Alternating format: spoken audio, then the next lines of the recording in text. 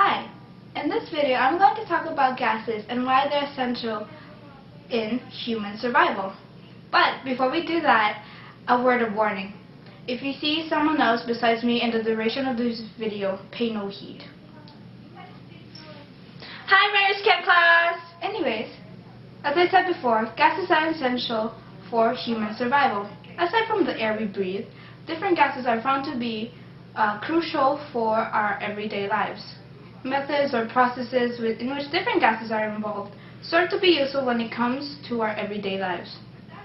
One of the perfect examples for that is refrigeration.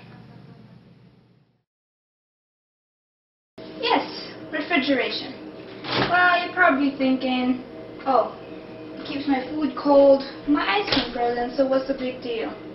Well, did you know back then, before they even invented this, people had to cure their meats with salt to keep it from spoiling because they had no way in preserving it. And did you know there's no such thing as cold? Everyone will know what you mean when you say something is cold, like, I don't know, winter, an ice cream, even water, ice cold pop or something. But when you say something is cold, you actually mean there is less heat in it. All there really is greater and lesser heat. So what is refrigeration? Well, refrigeration is a process where heat is being taken away from a particular object from a cycle. Now before I explain the cycle, we must learn the three methods in which heat can be taken away. So the first one is conduction, radiation, and then convection. And what better way to explain these three methods is to demonstrate them. So first we have conduction, and here we have a very hot stove, and conduction basically means the energy transferred through direct contact or by rubbing each other. So in this case it's direct contact. Now here we go.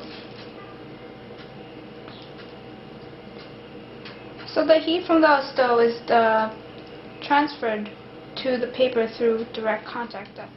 So radiation is the transfer of energy through particles or molecules, and it's usually traveling by space. So we see here the paper slowly burning away, even though the flame is off.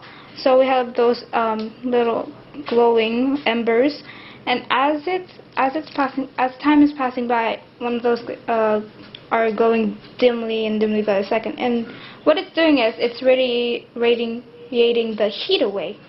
And finally we have convection. Now convection is a little bit hard to explain, so here's the definition of it.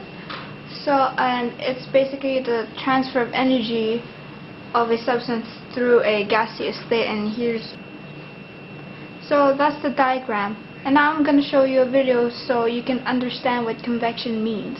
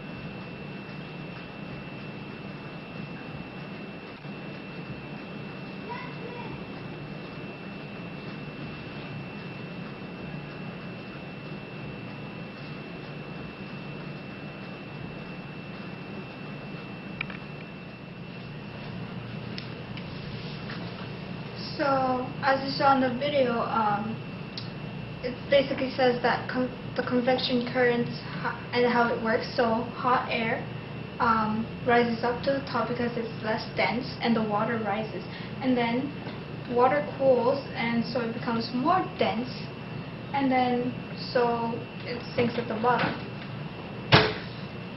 And those are the three methods used to remove heat.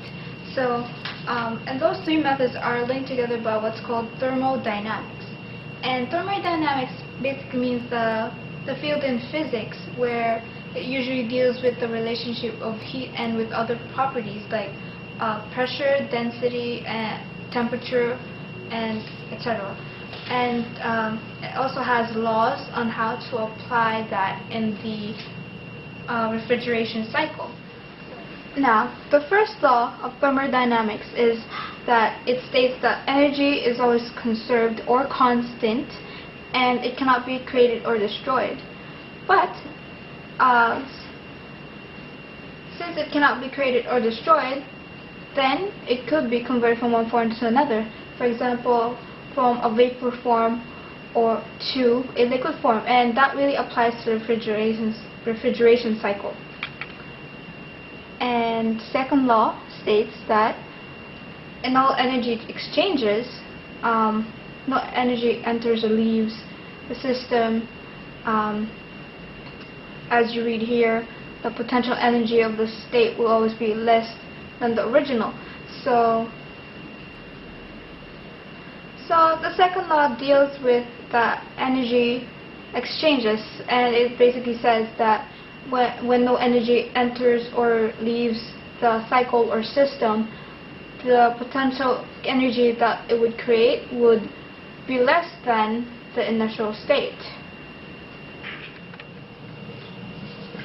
Okay, now that we have the two laws of thermodynamics down, we can now move on to the four main components of refrigeration. And they are the compressor, expansion valve, condenser, and evaporator. And I'll explain to you one by one what its functions and how it works. So the first one we have is the evaporator. And its job in the process is to absorb the heat, and it's basically the main cooling function in the system because it absorbs the heat and it takes it away.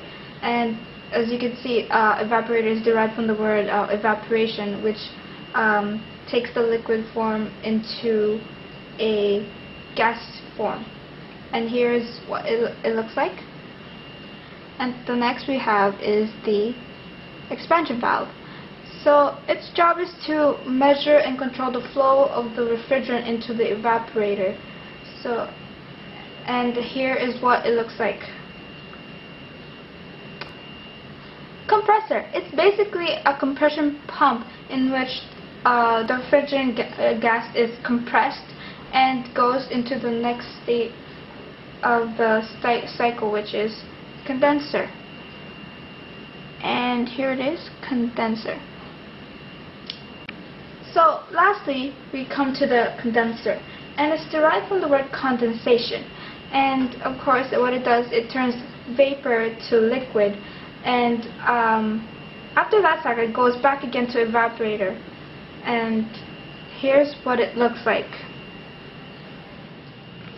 So now we've got the four main components down, we can now move on to how it works. The refrigeration cycle in maybe a fridge or in air conditioning.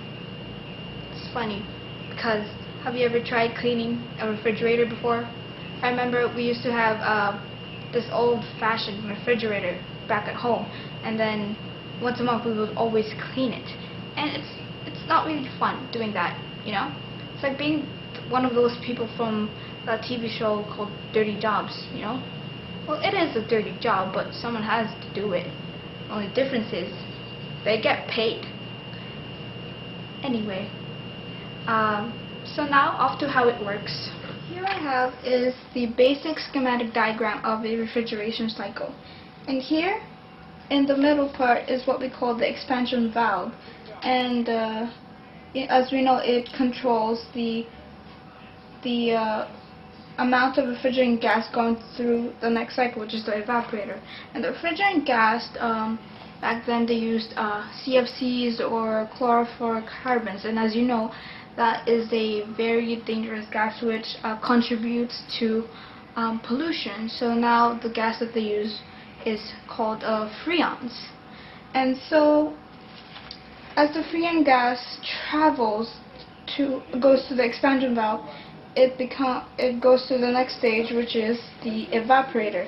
And what it does is it absorbs heat, and as I mentioned, this is the main cooling function of the whole system. So this is where the cooling system happens. And it goes next to the compressor, which compresses the gas and then transfers it to the next stage, which is the condensation. So here in the evaporator, the refrigerant gas is vaporized from liquid to gas, and as it travels to the condenser, it turns back into a liquid form, which starts the whole process over again. So the condensator does is that it brings heat to the liquid and it transfers back again to the expansion valve. Now that is the basic cycle of the refrigeration process. And now our refrigeration cycle works. Now I think refrigeration cycle is the most ingenious thing that humankind has invented. I mean, we use refrigeration as part of our lives. We store our food to keep it from rotting, and I think we're just lucky to have this kind of luxury available for our use. I mean, imagine living without this. I mean, spoiled food and the smell, the bugs and flies feasting on that rotten mess. Most especially no ice cream. Come on, man.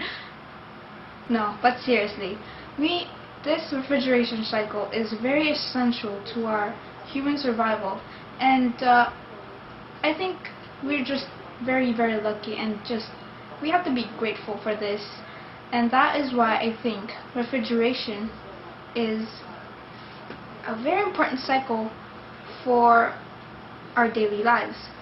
So that's my ISU, and thank you for watching. Bye.